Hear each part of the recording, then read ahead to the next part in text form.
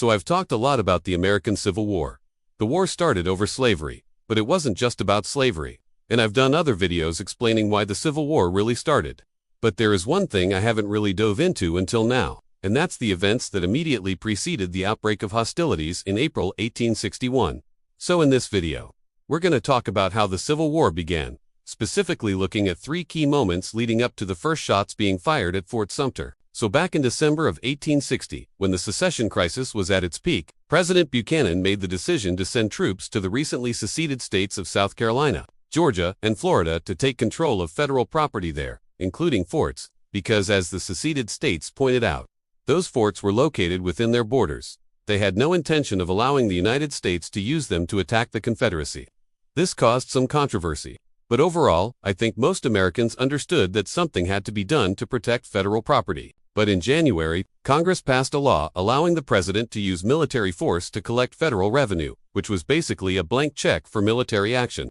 It didn't specify what the military was allowed to do. In fact, that language was copied nearly verbatim from an 1807 law that allowed President Thomas Jefferson to use military force to collect the infamous Embargo Act, which he used to blockade U.S. ports to try to force European nations to stop trading with Britain and France, who were violating the U.S. embargo by supplying the British with goods during the Napoleonic Wars. It was an incredibly vague law that Congress should not have passed, and it reveals the political dynamic happening in Washington, D.C. At the time, the pro-slavery Democrats and the anti-slavery Republicans were deadlocked over what to do about the secession crisis, and Congress couldn't even agree on a resolution condemning the secession of the 7 states that had left the Union. So they just kicked the can down the road, passing only temporary funding bills for the federal government.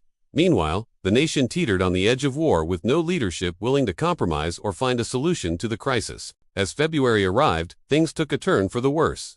Major Robert Anderson, who commanded Fort Sumter, requested supplies from Washington, D.C. The supplies were sent, but they were delayed due to bad weather and then because of red tape. By March, he was critically low on food, and his 850 troops would soon run out of rations within 2 weeks. By March, Confederate forces had arrived outside the fort and demanded the fort's surrender. Anderson refused, citing his oath to the United States, and so it was decided that relief would come from the United States Navy. A flotilla of ships were dispatched under the command of Captain, soon-to-be Admiral, David Farragut. They would arrive and resupply the fort, then sail back to Boston, where they would pick up more supplies and then return to Fort Sumter with more supplies for Major Anderson and his men.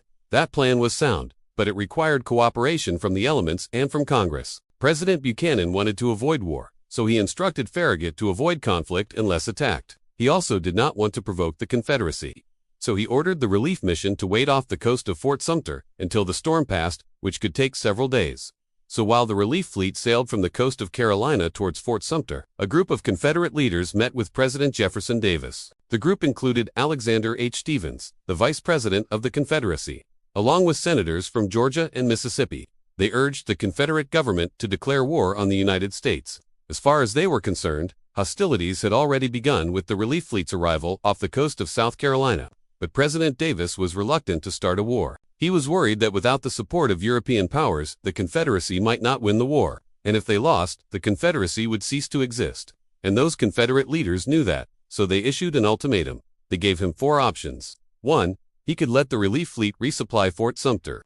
2. He could allow the relief fleet to depart after resupplying Fort Sumter. 3. He could order the fleet to attack the fort. Or 4. He could resign as president. Davis chose option 1, hoping that he could buy time to get support from Europe, and so the relief fleet was allowed to approach the fort.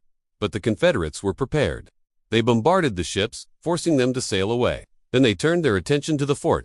Major Anderson once again refused to surrender, and the Confederates opened fire. It was a 34-hour bombardment, and the fort's defenders returned fire whenever they could, but they ran out of ammunition shortly after the 3rd hour. When Major Anderson finally surrendered, the Confederates suffered 45 casualties, and the Union, 6 killed and 32 wounded. That brings us to our first question. Why did the Confederates attack Fort Sumter? Well, I already told you that the Confederates wanted to force President Davis to declare war on the United States, and by attacking the relief fleet and then the fort, they had good reason to do so. If the Union wanted to rescue the garrison at Fort Sumter, they would have to go to war with the Confederacy, and all of this happened with no real plan.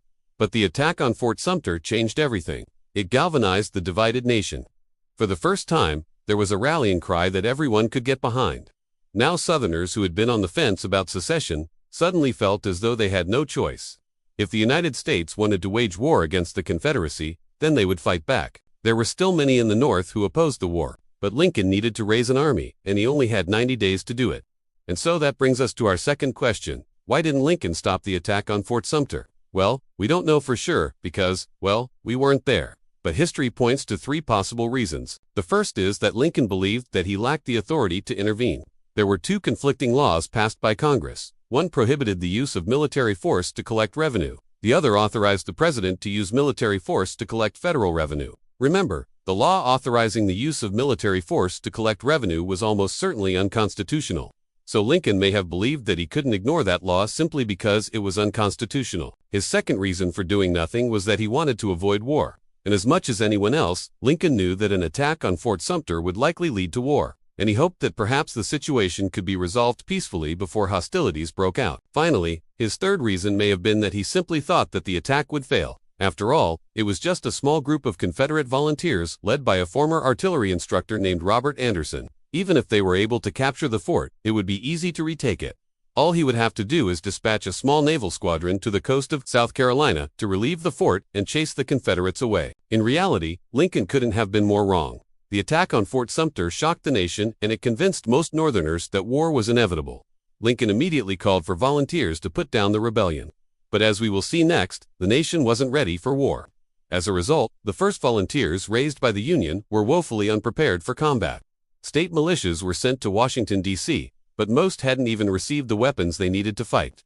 Those that did receive weapons often received muskets that were so old and worn that many of them wouldn't even fire. The unprepared state militias were sent to Camp Middle Creek in Maryland to train under the direction of the regular Army officers. But overcrowding and lack of supplies meant that training was haphazard at best. So when the call went out for volunteers, few stepped forward. By the end of April, only 3,400 men had enlisted. Of those, less than half were actually eligible to serve because they were between the ages of 18 and 45. Another 25% of those were unable to pass a physical examination.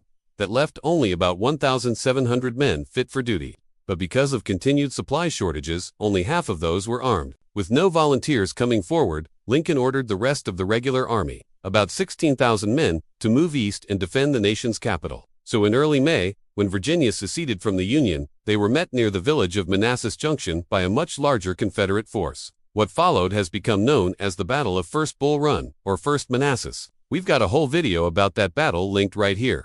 But the long story short is that the untrained Union soldiers fled the field in disarray.